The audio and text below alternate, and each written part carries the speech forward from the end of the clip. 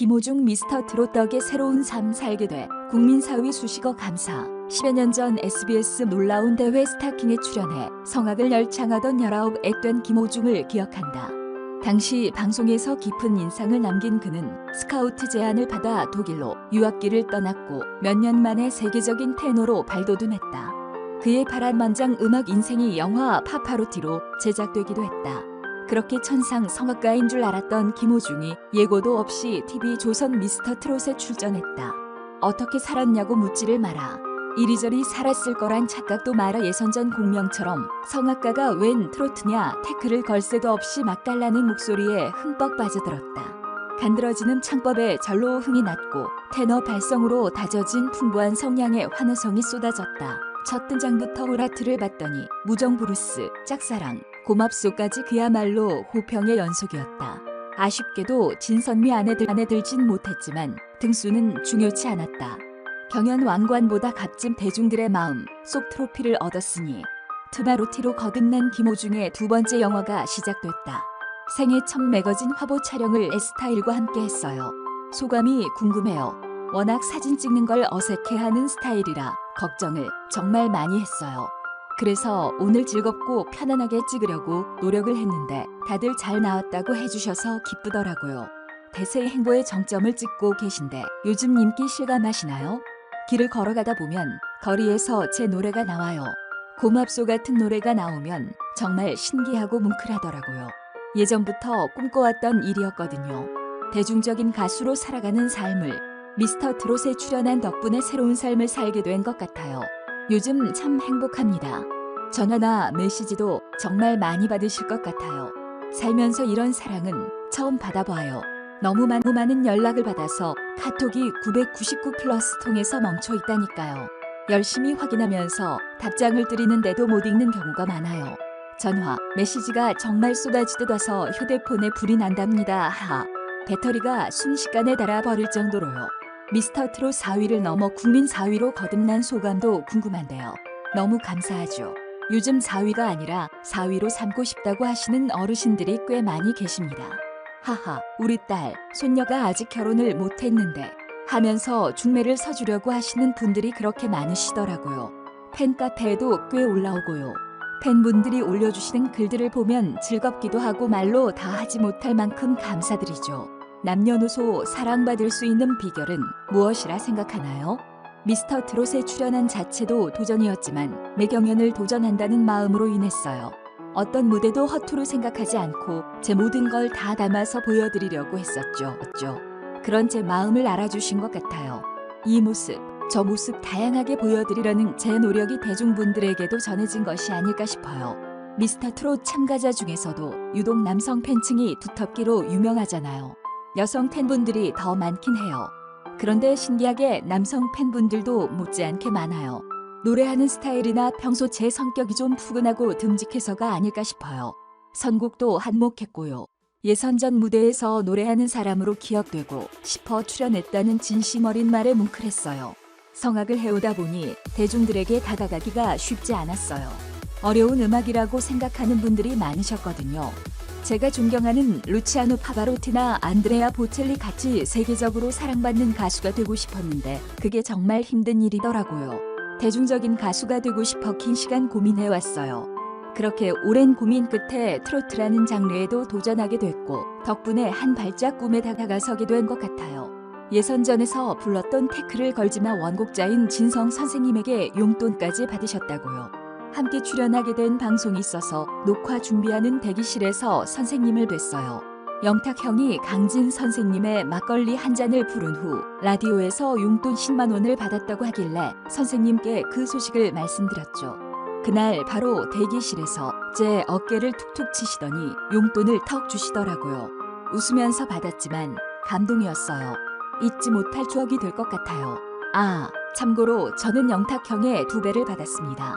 성악가로서는 줄곧 1위를 차지했었는데 미스터 트롯에서 진을 하지 못해 아쉬움이 남진 않나요? 초반엔 순위에 대한 욕심이 없진 않았어요. 순위에 대한 부담감도 컸고 무조건 잘해야 된다는 압박감도 심했죠. 그런데 이상하게 매 라운드 올라갈수록 이런 마음이 점점 사라지더라고요. 순위에 연연하기보단 매 라운드 열심히 준비하고 좋은 무대를 보여드리려는 마음이 컸던 것 같아요. 중요한 건 우승보다 더 값진 팬분들의 마음 속 트로피를 얻게 됐다는 거예요. 저를 응원해주고 지지해주신 모든 분들에게 감사드리고 미스터 트롯 덕분에 더 소중한 상을 얻게 된 것 같아 말로 다 할 수 없을 만큼 행복해요. 인터뷰할 때마다 고맙소를 가장 기억에 남는 곡으로 꼽으시던데 그 이유가 있을까요? 몇 년 전 이 곡을 처음 접하게 됐는데 듣자마자 너무 좋았어요. 가사가 꼭 제 얘기 같더라고요. 게다가 이 노래가 미스터 트롯 경연에서 제일 마지막 곡이었어요. 다른 무대도 열심히 준비했지만 이 곡은 마지막이다 보니 더욱 심혈을 기울였던 것 같아요. 은사님께 바치는 곡이라 더욱 특별한 의미가 있기도 했죠. SNS를 시작한 지 얼마 되지 않았어요. 팬분들을 위해 만든 계정인 건가요? 그렇죠. 방송이 아닌 제 평소 일상을 궁금해하시는 분들이 있으신 것 같아 소통하고 싶어서 만들게 됐어요. SNS 같은 걸 안 해봐서 잘 못해요. 열심히는 하려고 하는데 지금도 어떻게 하는지 몰라서 배우고 있답니다. SNS부터 팬카페까지 그야말로 소통왕이시던데요. 팬카페에 보면 제가 글을 올리는 전용 게시판이 있어요. 그곳에 그냥 글 같은 것도 쓰지만 제가 평소 즐겨 듣는 곡들을 올리거든요. 팬분들에게 추천해달라고 요청도 하고요. 이런 모습들이 소통을 잘하는 것처럼 보였나 봐요. 정말 별거 아닌데 쑥스럽네요. 정동원의 원픽 삼촌으로 꼽힌 소감을 안 들어볼 수가 없어요. 동원 군에게 사랑받는 특별한 비결이 있는 걸까요? 사실 동원이에게 가장 많이 잔소리하고 혼낸 사람도 저였어요. 그런데도 저를 가장 잘 따르고 편하게 생각해 주더라고요. 경연을 할 당시 동원이가 제 집에 자주 와 있기도 했어요. 동원이가 저를 편하게 생각해 줬던 건 정신 연령이 비슷하기 때문일 거예요. 코드도 잘 맞고 둘이서 장난도 정말 많이 치고 놀기도 많이 놀았던 것 같아요. 미스터 트롯 단톡방이 있다고 하던데 주로 무슨 대화를 나누나요? 다양한 이야기를 나누죠. 거의 매일 연락해요. 미스터 트롯을 하면서 얻은 게 많은데 형, 동생, 친구들을 얻게 된 점이 참 기뻐요. 프로그램으로 만난 경쟁자이지만 이상하게 모두들 한 번도 경쟁을 한다고 느껴본 적이 없어요. 친구이자 형이자 동생으로 지내는 기분이에요. 동갑인 친구 중에선 영훈이, 인선이, 동근이가 있는데 원래 알던 친구처럼 정말 거리낌 없이 친하게 지내요. 또 축구 좋아하는 친구들끼리 만든 축구방도 따로 있고요. 서로 단톡방에서 대화를 많이 나누는 편인데 스케줄 잡히면 근처에서 커피 모임이 잡히기도 하고 그래요. 번개 모임이죠. 하하. 경연을 하면서 가장 많이 의지를 했던 참가자가 있다면요. Y2K 고재근 형님. 백인 예선 때부터 형님과 저는 다장르부로 배정돼 함께 했었어요. 2대8 무대부터 패밀리가 떴다 팀도 재근 형님과 함께 했어요.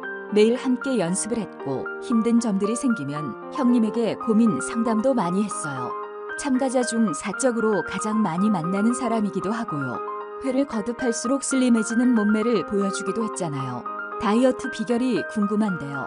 처음에 방송 나온 거 보고 살 빼야지 하는 마음이 들긴 했어요.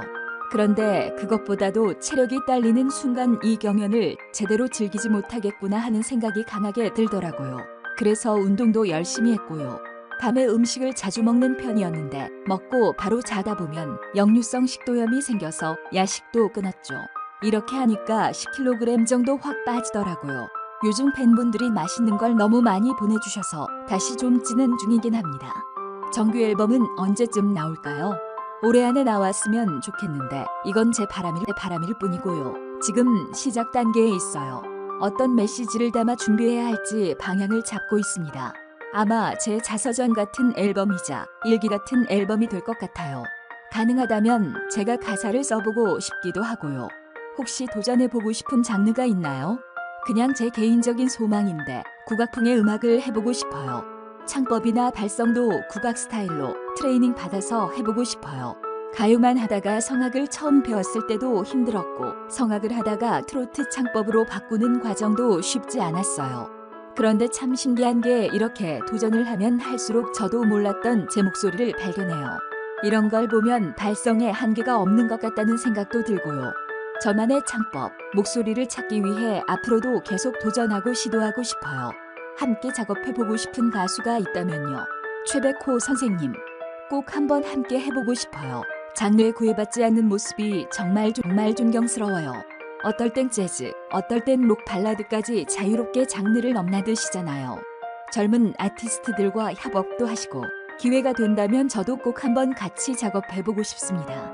팬분들에게 한마디 전해주신다면 팬분들이 주시는 사랑이나 응원은 제게 있어서 그 무엇과도 바꿀 수 없을 정도로 값지고 소중해요. 시간 날 때마다 팬카페에 들어가서 글들을 읽어보고 있는데 그게 제 하루의 원동력이 되어주고 있어요. 얼마나 든든하고 감사한지 몰라요. 코로나 풀리면 바로 팬미팅부터 잡아서 만나 뵙고 싶네요. 제가 팬분들에게 보답하는 유일한 길은 좋은 음악 열심히 해서 많이 들려드릴 수 있도록 하는 거라 생각해요. 멋진 가수가 될 수 있도록 항상 노력하겠습니다.